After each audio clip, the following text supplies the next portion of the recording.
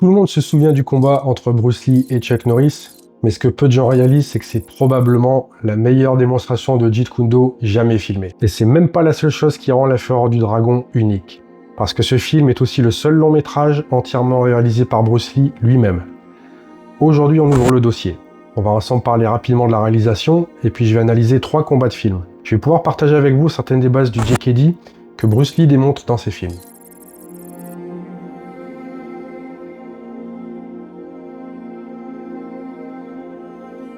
Après avoir respecté son contrat de 2 films avec la Golden Harvest et Raymond Shaw, Bruce Lee souhaite une plus grande liberté artistique et fonde Concord Pictures, sa propre compagnie de production. Il effectue toutefois une transition lente en s'associant à Raymond Shaw pour la production de La Fureur du Dragon. Le film sort en 1972. Bruce en est l'acteur principal, le scénariste, le réalisateur et donc le coproducteur. Il a évidemment réglé toutes les scènes de combat et il a lui-même participé à la création de la musique. C'est le film où Bruce Lee a enfin le contrôle. Autrement dit, plus personne pour lui expliquer comment donner un coup de pied.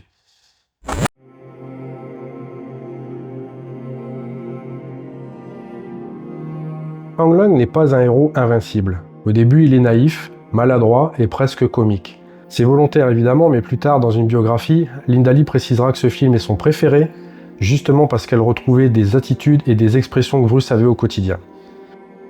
Donc il est évident qu'avec Hang Leung, il voulait créer un héros humain, contrairement aux héros occidentaux de l'époque, ou même un peu plus tard comme Stallone, Schwarzenegger, Van Damme, etc. Par contre, dès qu'il s'agit d'entraînement ou de combat, il devient sérieux. Il est ironique et comique seulement dans la première confrontation à laquelle il participe, probablement pour apporter de l'humour, tout en montrant à ses collègues qu'il n'est pas là uniquement pour rigoler. L'info importante, c'est que ce personnage était supposé revenir dans différents films et vivre des aventures dans différents pays. Bruce voulait montrer la richesse et la beauté de différentes cultures, comme il le fait d'ailleurs pour La Fureur du Dragon. Si Hang Leung ne se montre pas du tout réceptif quand Nora Miao lui fait visiter de beaux endroits, il faut lire entre les lignes, parce qu'en attendant, Bruce nous les montre ces endroits dans son film.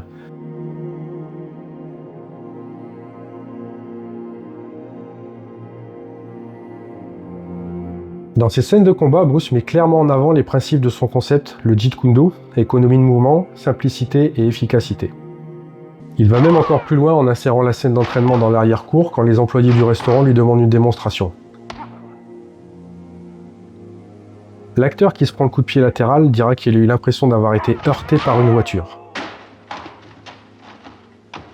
Impressionnant surtout quand on sait que Bruce Lee était très léger. On constate immédiatement 2 choses. Bruce n'enchaîne aucun mouvement inutile. Ici, il n'est question que de vitesse et de puissance. La posture permet une mise en action pratiquement instantanée dès qu'une ouverture apparaît. Dites-moi dans les commentaires si vous préférez les combats modernes, ultra chorégraphiés, avec des plans cadrés très serrés, ou ce style beaucoup plus brut et sincère, avec des plans larges. Ça m'intéresse de le savoir.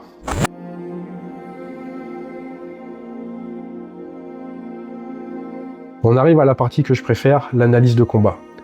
Bob Wall était l'élève et l'ami de Bruce Lee, alors que le coréen qui joue un japonais, Wang In-sik, est un expert en Hapkido. C'est la version martiale du taekwondo. Dans le premier combat, Bruce affronte Bob Wall. Ce qui est dommage, c'est que le cadrage ne montre pas que ce dernier est littéralement décollé du sol sous l'impact du premier coup de pied de Bruce. C'est le contre parfait. La frappe de Lee intervient au moment même où Wall envoie un coup de pied jambe arrière, un classique dans de nombreux styles. Mais si vous êtes habitué à utiliser la jambe avant, comme c'est le cas dans le concept du JKD, alors vous arriverez forcément en avance. La jambe avant est très proche de l'adversaire et elle a beaucoup moins de chemin à parcourir. Ce coup à lui seul résume tout le JKD. Économie de mouvement, attaque dans l'attaque, vitesse et puissance. D'ailleurs, avec de la pratique, ce coup de pied est le coup le plus puissant du corps humain. La répétition de coups sur une zone pour finalement dévier son coup et frapper dur sur une autre zone. Ensuite, sur une tentative de saisie par Bob Wall, Bruce se dégage avec une facilité déconcertante, même si la scène n'est pas forcément montrée clairement.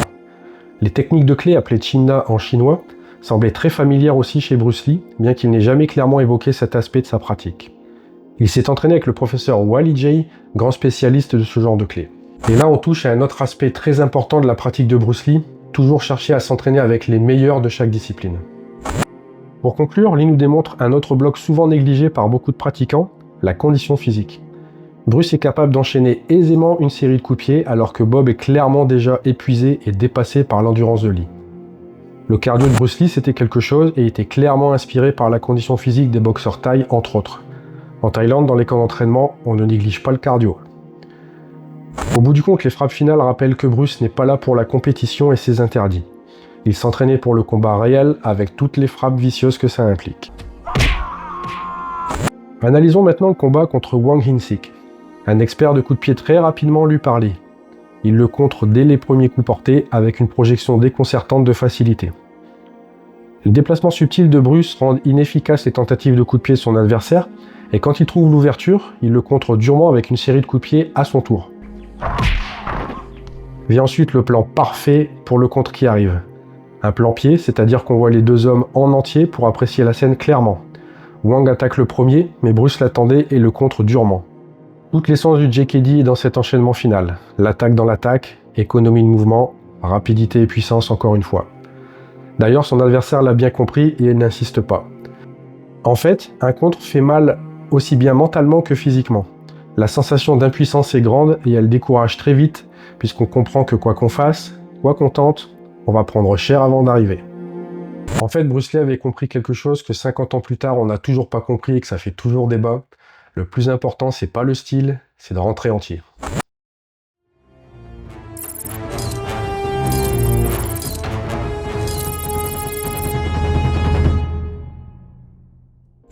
Là, on arrive au dessert. Ce combat a été chorégraphié avec vraiment beaucoup de soin et a duré assez longtemps pour démontrer pas mal de choses. Déjà l'environnement. Choisir le Colisée à Rome démontre une idée de grandeur, de combat légendaire. Des gladiateurs se sont battus et sont morts dans cette arène. Ensuite, Bruce choisit un adversaire reconnu dans le milieu des arts martiaux à l'époque, en demandant à Chuck Norris de bien vouloir participer à l'aventure.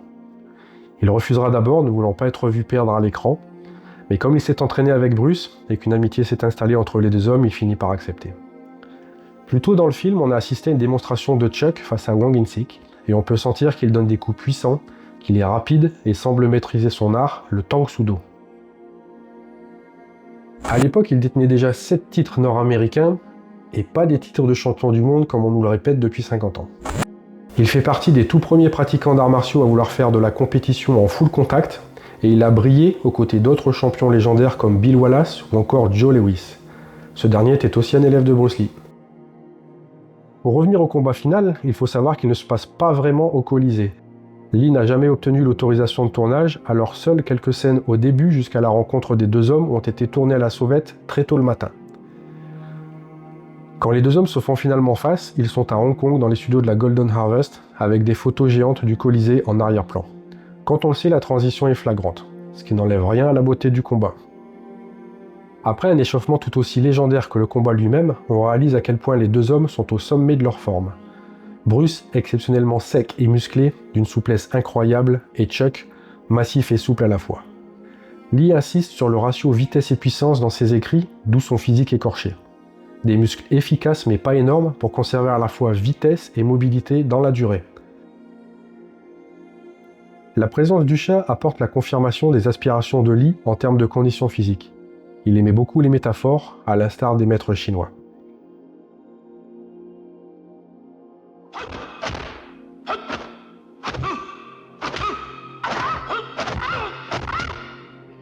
Les premiers échanges montrent que les deux hommes se valent, mais après quelques échanges, Chuck trouve l'ouverture et contre-attaque à 2 reprises.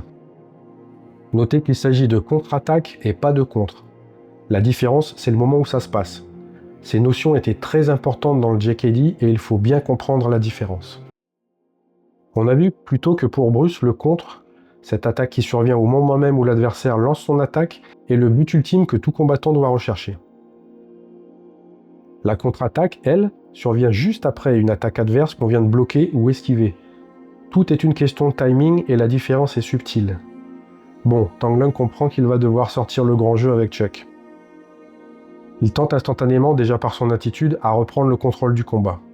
Sans parler, il lance un message clair à Chuck. Ok, tu la joues comme ça, pas de problème, on va s'amuser. Il reste subtilement à portée de frappe pour inciter Chuck à prendre l'initiative tout en se déplaçant. Il esquive toutes les frappes et étudie son adversaire. l'analyse est un aspect tout aussi important dans le JKD et on en a la démonstration ici.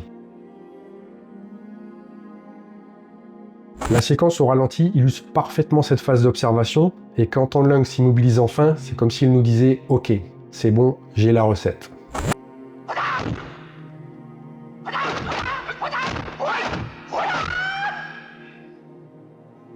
Les enchaînements suivants confirment et peaufinent cette adaptation. Le combat vient de retrouver un certain équilibre. On peut deviner une certaine inquiétude chez Chuck, qui semble comprendre que quelque chose se passe. Et les choses vont effectivement empirer pour lui.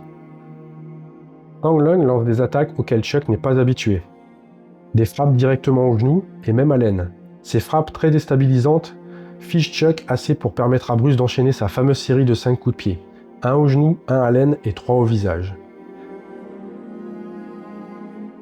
Une autre leçon de stratégie nous est démontrée par Bruce, la répétition de frappes sur la même cible pour finalement attaquer durement une zone différente et donc réussir une feinte.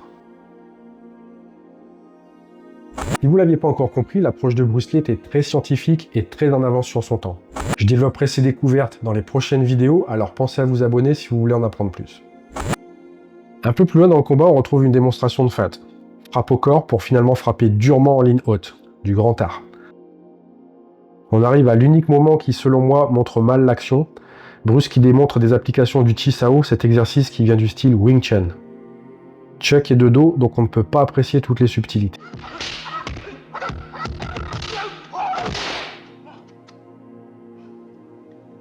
Depuis le début du combat, avez-vous remarqué que l'essentiel des frappes de Lee viennent soit de la jambe avant, soit de la main avant? C'était un autre point essentiel de toute la structure du JKD. Les membres avant par rapport à la position de garde sont les plus proches de la cible. Il était donc logique pour Lee de s'habituer très vite à les utiliser en priorité. Chuck à ce stade est à court de stratégie. Il commet l'erreur de tenter le même jeu de jambes que Bruce et se fait contrer très durement. Il est très diminué et on devine qu'il a compris que ça sent le sapin pour lui. Il est fatigué et sonné alors que Bruce semble encore en pleine possession de ses moyens. Une autre mise en valeur de la condition physique et surtout du cardio. Bruce en termine avec des frappes qui neutralisent complètement son adversaire, en allant jusqu'à le blesser sérieusement au genou et au poignet. Courageux et digne, Chuck veut aller jusqu'au bout, malgré la demande de Tang Leung d'arrêter là. C'est la dernière leçon de ce combat extrêmement bien réglé, la notion de respect. Respect de l'opposant, respect de la vie.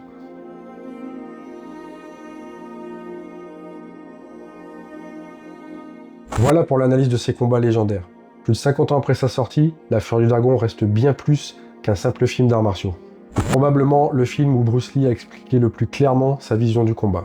Une vision basée sur l'adaptation, l'efficacité et la liberté. Et c'est peut-être pour cette raison que ces combats paraissent plus crédibles encore aujourd'hui que certaines productions modernes.